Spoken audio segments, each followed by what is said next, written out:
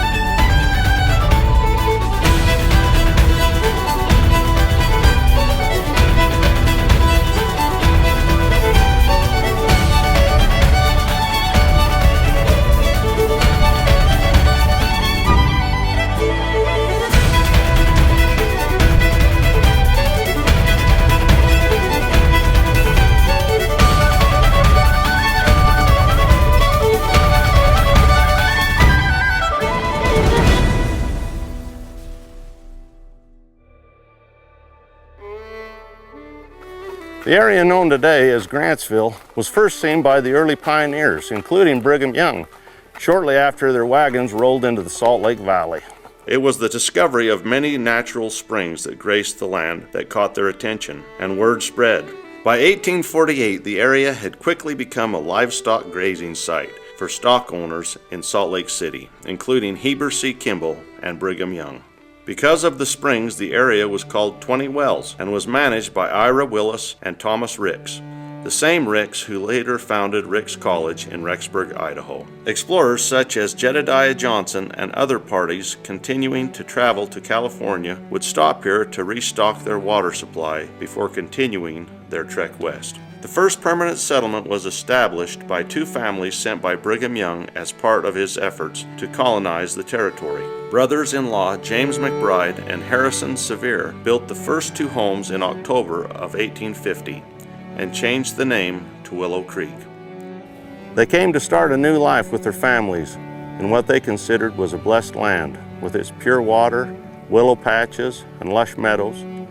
But life here in Grantsville proved to be a little bit harder than they first expected.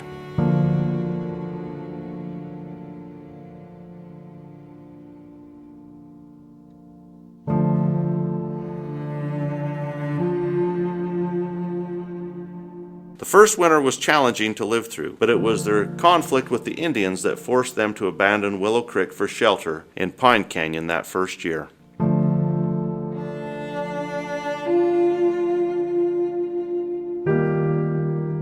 They moved back 8 months later to join 5 more families, the Clarks, Bakers, Durfees, Scavas, and Watsons, in hopes that there would be safety in numbers.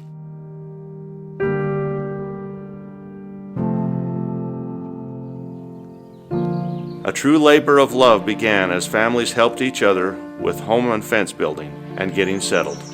Over the next year, more families moved to Willow Creek, including the Davenports, Stills, Hudsons, Rathalls, Dailies, Popes, and Davises. They brought more supplies, resources, and much-needed amenities for settling a town. The increase of families, however, didn't stop the pioneers' continuing conflict with Indians. In February 1851, the Willow Creek families appealed to Brigham Young for help.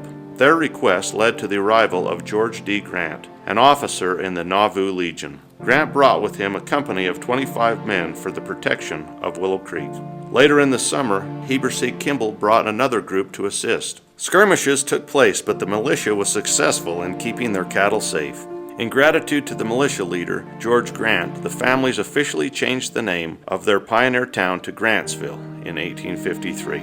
By that year, there were over 30 families living in Grantsville, including Meekum, Walker, Brower, Fairchild, Bell, Orr, Barris, Blair, Abbott, Parkinson, McMurray, Matthews, Wilson, Whittle, Martindale, Rydalch, Allred, Hell, Belinder, and Lee.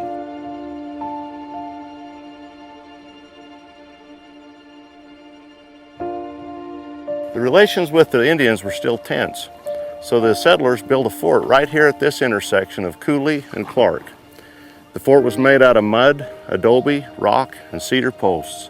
The settlers fasted and prayed for deliverance from the conflict. The result of their faith was a miracle. One day, as Brother William Lee was building a chimney for his home on the inside of the fort, a lone Goshute Indian appeared making signs that he wished to help. Lee was hesitant at first, but when the Indians started carrying rock to help with the construction, Lee gathered his courage and continued working with the Indian, assisting him. The next day, Lee made signs that he needed to go to the canyon for lumber and would like the Indian to go with him. The Indian agreed to go. Halfway there, Lee was surprised to find himself talking to the Indian in his native tongue. It was an answer to the settlers' prayers. Bishop Thomas Clark organized a few gatherings between the Indians and the pioneers, and with William Lee interpreting, a mutual understanding and friendship blossomed between the two groups of people. This ended the conflict, and the settlers were able to move out of the fort and start plowing their farms in peace. Once peace was established, Grantsville was finally able to grow. Crops were planted, and the livestock, now safe, spread across the land. There were lots of herds of cattle and sheep, and by the year 1855, there were 251 people in Grantsville.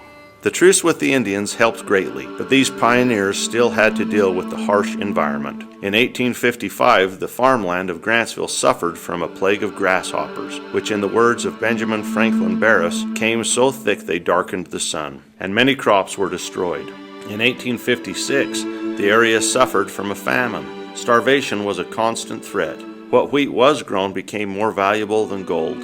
Winters ranged from bad to deadly, like that of 1866, where cattle froze to death by the dozens. But enduring through trials only strengthened the determination of these faithful saints. Blessings of the Lord were realized during the years where the weather was milder and crops produced more than they should. Each pioneer that settled in Grantsville could tell you stories upon stories of trials and hardship, of building and growing, of faith and endurance, of miracles and answers to prayers. James Rathall and William Rydalch were among the first pioneer families when Grantsville was still called Willow Creek. Mr. Rydalch arrived in the settlement with 2 cattle and 2 sheepdogs. Mr. Rathall had but 1 steer. Through strict economy, good business methods, and continued industry, these men became the wealthiest men in the county.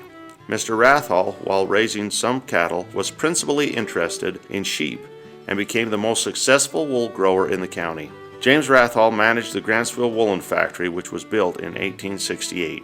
He became bishop of the Grantsville Ward in 1890. Thomas Henry Clark was assigned by Brigham Young to be the first bishop of the Grantsville Ward. His wife Charlotte was an incredibly kind-hearted and capable woman. Bishop Clark helped oversee the construction of the Grantsville Fort, and he served as bishop here for the better part of 20 years. And to his dying day, he was known by the people here in Grantsville as Papa Clark. James Ratcliffe joined the Saints in 1862. He was a musician and was a very industrious member of the community. Alma Helam and Hale crossed the plains shortly after both his parents died. He arrived in Utah in 1848 at the age of 12. In addition to being part of the detail to protect President Young as he traveled through Tooele County, he served 12 years as a constable and 8 years as city marshal, John W. Cooley moved his family to Grantsville in 1854. He helped the struggling residents during some difficult years. He was very interested in helping the townsfolk prosper. He opened the first dry goods store west of the Adobe Church and a mill in the North Willow Canyon. He was always seen with a shovel over his shoulder, ready to work at any moment's notice. Gobo Fango was born in South Africa. When he was 3 years old, his dying mother gave him to the Talbot family. In 1861, the Talbot family emigrated to America to join the Saints in Utah. Edward and Marianne Whitesides Hunter took Gobo as a teenager and taught him the sheep business. Gobo became a hard-working sheep herder in Grantsville and was righteous and faithful his whole life. Charles John Stromberg was another member of the military detail who escorted President Brigham Young from Grantsville to Tooele.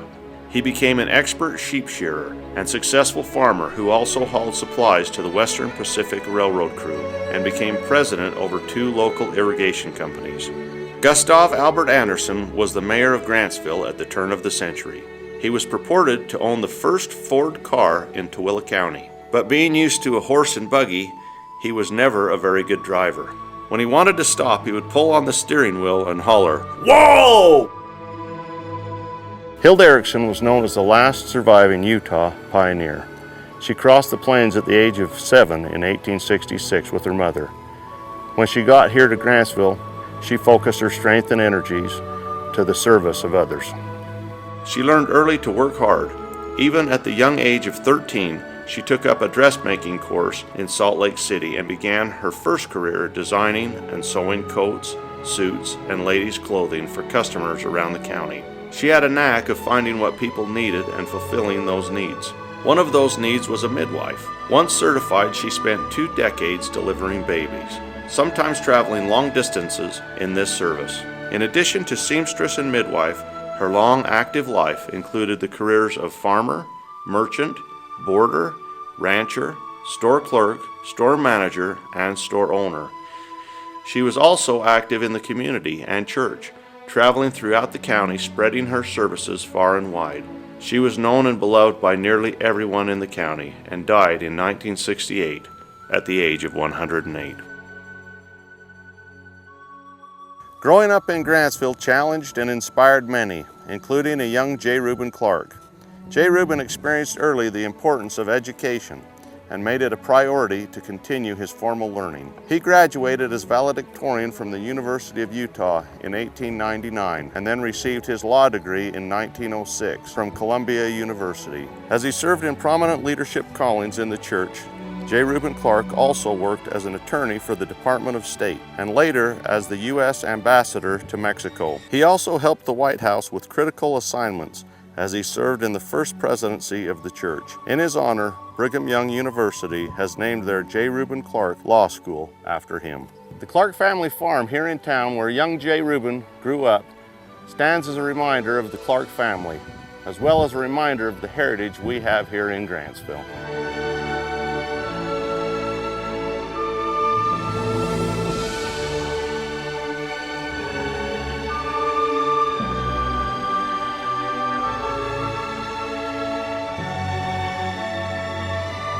From the golden days of the early settlers, through decades filled with innovation, challenges, and prosperity, to the busy modern world of today, Grantsville residents honor the rich history and heritage of what we are built on. More and more are discovering the small town appeal and clean air, where horses are still ridden in the streets.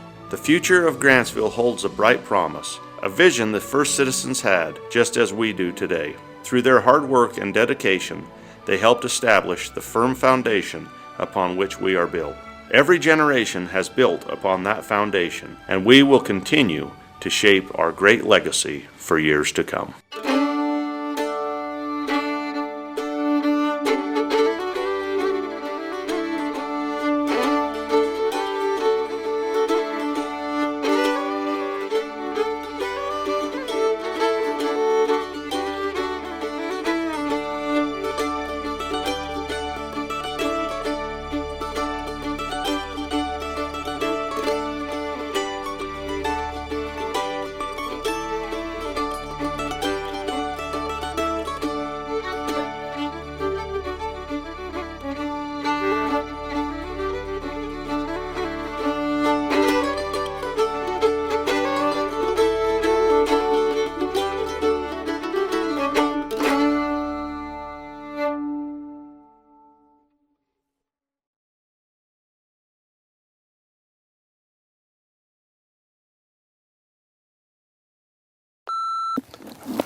All right.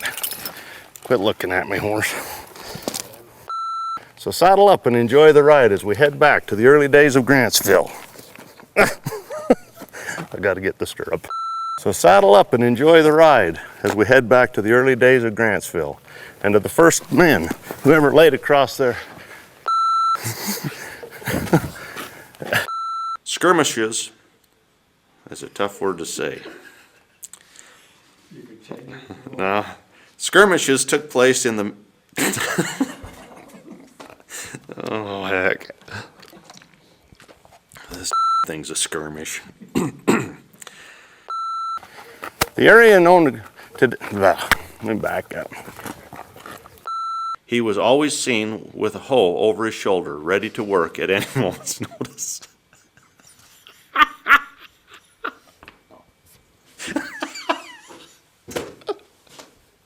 We can't say that. They came to start a new life with their families in what they considered to be a blessed land, with its pure water, willow patches, lush meadows. Oh, crap. And lush meadows, that's what it is. All right.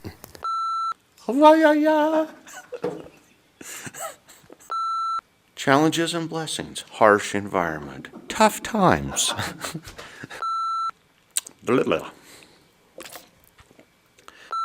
Once peace was established, Grantsville was finally able to grow. Crops were... Once peace was established, Grantsville was finally able to grow. Was it? Take 74. Having experienced... I gotta have a shot.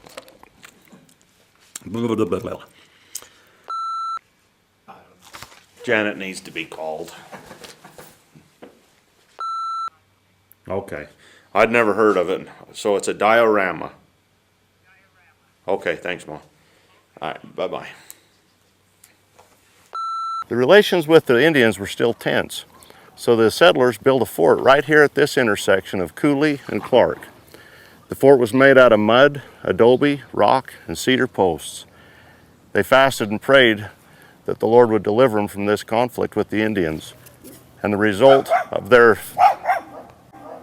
faith was a barking dog. Get out of here, you rat. I almost had that.